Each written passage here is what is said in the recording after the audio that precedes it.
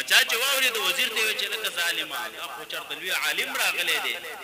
او د دې دومره علم باوجود یې مال مې راوړی دی او 100 روپۍ ورله پسې نورې ورکړي او بیا چې یو مسله تاسو زده کوئ دنیا کې به ان شاء الله تاسو ته خیر درکړي نجات به درکړي یو مشهوره واقعه ده یو ماهیګیر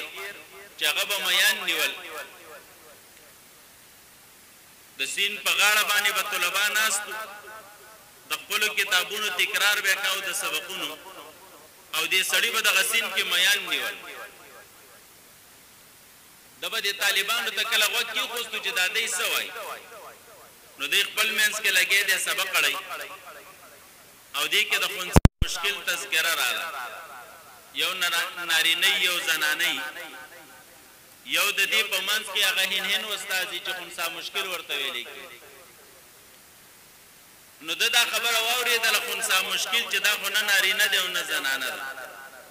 بس هسې ذهن کې راله بیا چېرته ښکلی مۍ ورته په لاس باندې ورلې او پخوا د خلکو دا عادت و چې داسې ښه شی کوم څه به چې پې خواږه ولګېده او ښه به پې ولګېده نو هغه بیا خپلو مشرانو بادشاهانو لوړل نو ده دا مۍ راواخیستو چې دا خو ډېر ښکلی او بهترین مۍ دی راشه باچا لی وې څه انعام به درله درکړي د چې هغه مۍ ویوړو بادشاه له باچا وکتل واقعي چې ښایسته مۍ و نو هغه هم په جذبه کې رالی چې دې سړي دومره خواري کړې ده ډېر غټ انعام یې ورله ورکړي 1000 اشرفۍ ورله ورکړي سړي پیسې راواخیستې را روان شو باچا ته وزیر وویل چې باچا په یو مۍ باندې دې دومره ډېرې روپۍ ورکړي دا خو غریب سړی و که یو 2 روپۍ دې ورکړې وې 5 روپۍ دې ورکړې وې هم خوشحالېدو دا دومره ډېرې روپۍ دې ولې ورکړي باچا مې جاو که نه یاره پیسې مې وله زیاتې ورکړي دا خو د بیرته اخیستو څه لاره ورله پکار نو وزیر ویل ما سې لاره شته سړی راستونکي ویل دلته راشه دا دې باچا ته مۍ راوړو دا راته ووایي چې دا نر دی او که ښځه ده نو د وزیر خیال دا و که ده ویل چې نر دی زه به ورته ویم چې ښځه ده پیسې به دې واپس واخلم که ده ویل چې ښځه ده نو زه به ورته ویم چې نر دی پیسې به دې واپس واخلم نو ده نه چې تپوس وکړو اوس په مۍ کې د نر او د ښځې څه پته لګي بس ده ورته ویل دا خنثی مشکل دی باچا چې واورېد د وزیر ته یې ویل چې لکه ظالمه خو چېرته لوی عالم راغلی دی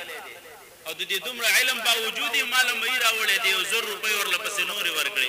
او خو په عزت باندې د مجلس نه رخصت کړو نو زما عزتمندو تاسو د علماو په مجلس کې ناست یاستئ مجلس د عبادت دی د قرآن پاک د ذکر د اذکار دی چېرته دا ناسته په ځان باندې بوج نه ګڼئ او که تاسو دا وایئ چې یاره دا مولان راځي او بیان کوي او ځي نو د علما کرامو مصروفیات ډېر زیات دي هلته پروګرام دی والته پروګرام او چېرته جنازه او چېرته څه نو هغوی غریبانان کوشش کوي چې هر ځای کې ځان ور ورسوي او چېرته چاته یو 2 خبرې وکړي نو تاسو به دا ناسته په ځان باندې بوج نه ګڼئ دا به عبادت ګڼئ او دلته چې علما کرام څه وایي دا واورئ په شوق او محبت سره بیا په هغې باندې د عمل کولو کوشش وکړئ الله رب العزت دې موږ او تاسو ټولو ته عملي زندګي را نصیب کړي واخر دعوانا